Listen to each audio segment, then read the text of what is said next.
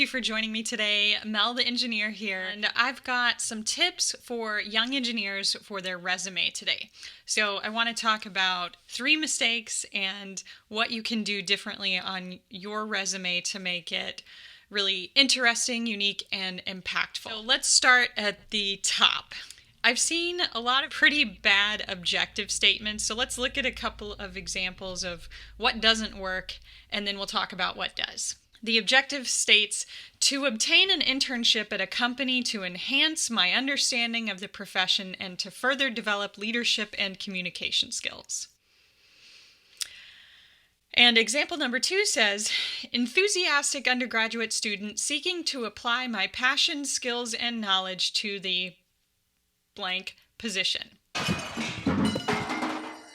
Okay, so the issue that I see with both of these is that there's nothing distinctive about them. So there's nothing that shows that the individual of this resume is unique or has something unique to offer the organization.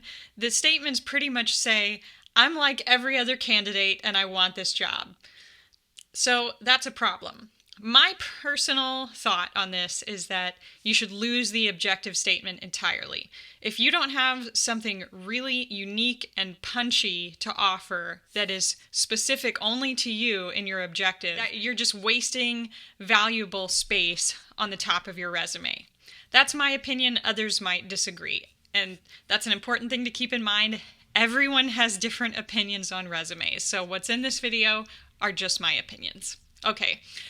I think something else that you could consider if you want something at the top is just a summary line. Something that's 1 to 3 sentences that quickly states who you are, something about your core values, and what you bring to the table. Okay, so number 1, lose the vague objective statement and either put in a unique one or put in a summary that's real specific to you. The second thing I want to talk about is skills on resume. I've seen a lot of people who just make a bullet list with no explanation and they call it their skills. So here's an example.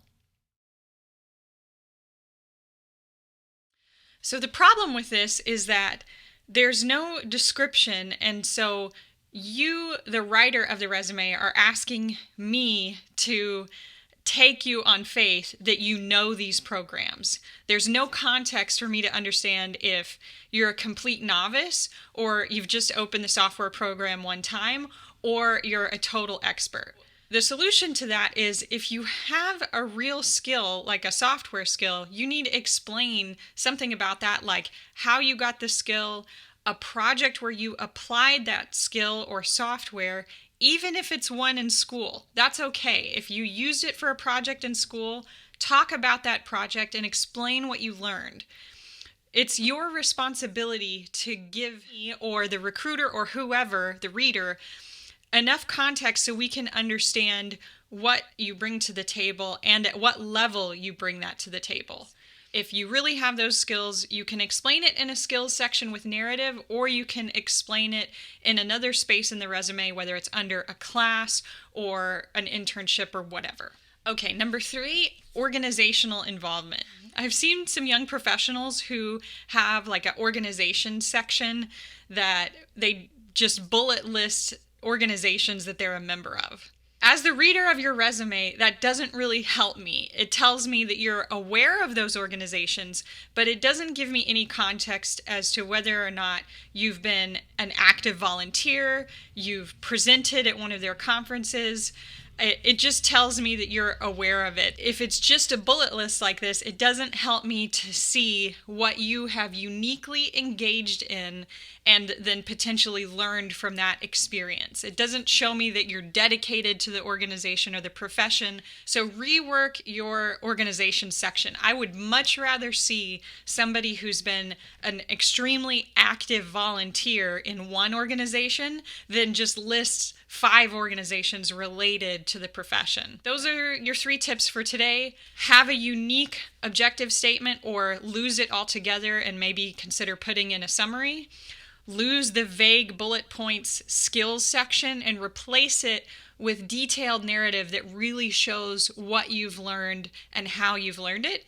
And then number 3, have a more detailed organizational involvement section so that the resume reader can understand what your involvement in learning has really looked like. If you are going for an entry-level position, like an entry-level engineering position, your resume should be 1 page.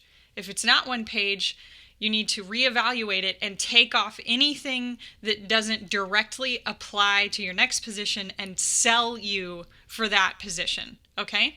Let me know in the comments what you think, and I will put a link to the previous video about how to network on LinkedIn as a YP. I'll put a link to that in the description, and you can check that out as well.